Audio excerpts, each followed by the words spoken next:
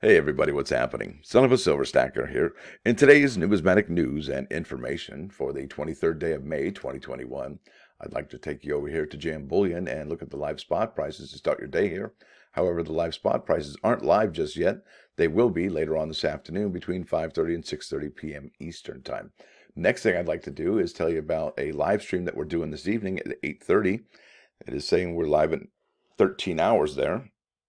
Now, this one basically says if you'd like to be part of a growing tribe of like-minded individuals who realize that we have more in common than differences, join us this Sunday evening for our live stream. We will have live guests, Joe Durbin, CGB Matt Coins, Can Collectibles, and Gunny's Quarterdeck. So please join us for a great show this Sunday evening at 8:30. We're going to be talking about coins, how we got into coins, and anything else under the sun that might happen to come up. So that's going to be a lot of fun. Hopefully you'll join us and check that out. And like I said, our guests will be CGB Coins Matt, and he is a genius. He has a wonderful philosophy. I'd like to follow him as well. Good stuff every time he's got something. You should check it out. And I'm shocked that he doesn't have more subscribers. So please, if you haven't subscribed to him, please do. He's got 3 sons. He needs our support. He's genius. His philosophies are wonderful. He's always thinking about the future. He's teaching his kids about sound money. Super important for the future, and he's in the right direction, and he's always future minded. He's always thinking about the future. Okay, so the next guest we're going to have this evening is Joe Durbin, and he has an auction site that he has fairly regularly. It's Wednesday, Fridays, and Mondays, and it's a lot of fun. A lot of good people show up, and it's a good time. You know, a lot of good humor in there, and a lot of beautiful coins as well, and there's no junk. They don't sell junk there, so, and they're on the up and up, above board, so to speak, and they do quality business. So good stuff for them. They're going to be on tonight, and looking forward to that. Now, I wanted to take you over here to this particular article, the U.S. Sun, and this says coining it. The most valuable U.S. coins worth up to $10,633. Do you have one in your spare change?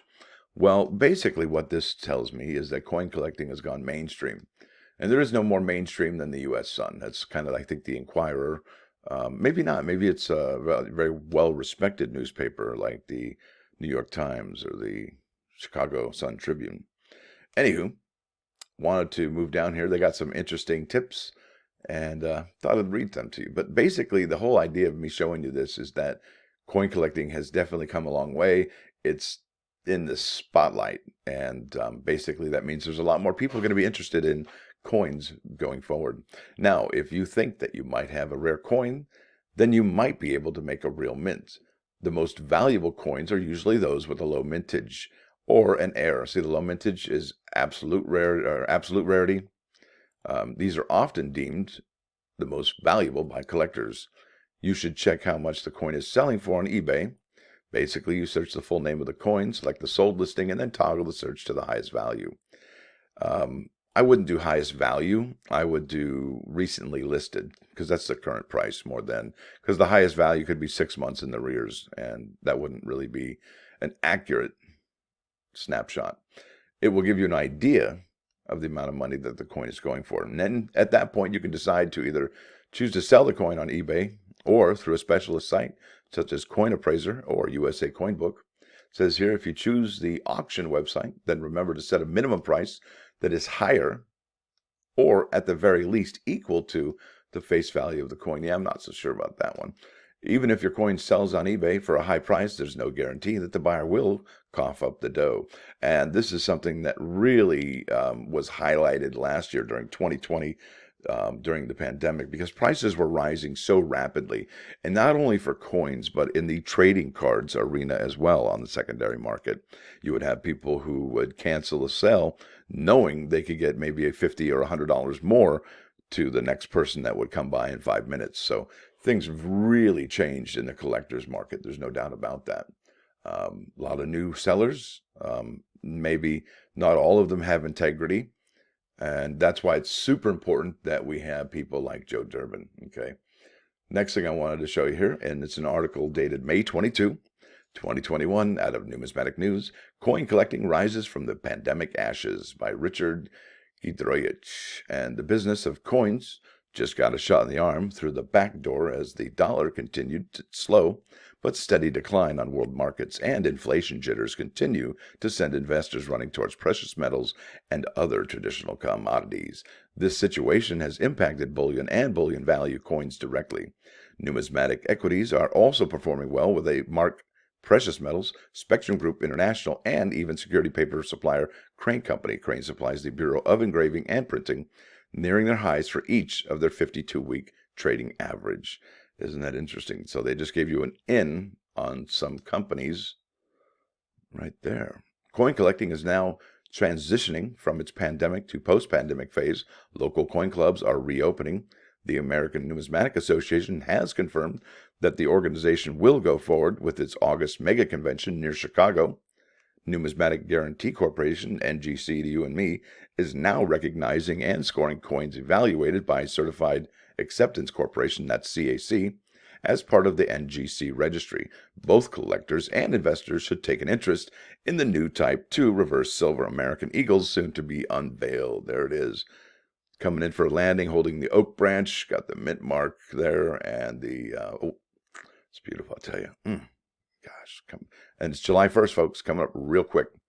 It says here the U.S. Mint recently reported the Federal Reserve is limiting orders, particularly for dimes and quarter dollars, to customers as the U.S. Mint struggles to keep pace with the public demand for circulating coinage.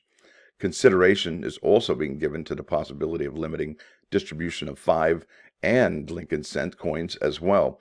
Both the Philadelphia and Denver Mint facilities have already struck 2021 Tuskegee Airmen National Historic Site Quarters, and that's the 56th and final release within the American the Beautiful Quarters program, and the 2020 General George Washington Crossing the Delaware Quarter. That one's what's up. These quarters are amazing, and they sold out so quick. It'd be really nice to have the Washington Crossing the Delaware Quarter for sale at the U.S. Mint. That would be amazing. So there was some comments that were made after I had done the video about the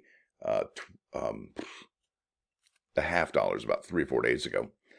And one of the comments that I was noticing is that people who had purchased the rolls, and the rolls, I think more in particular, had told me that one of the two mints, and this is a few people, that they were spotty and they looked like they had soap marks blasted into the metal and fused into the metal. So it was, I don't know what mint it was. It was either Philadelphia or Denver. Wish I could remember at this moment.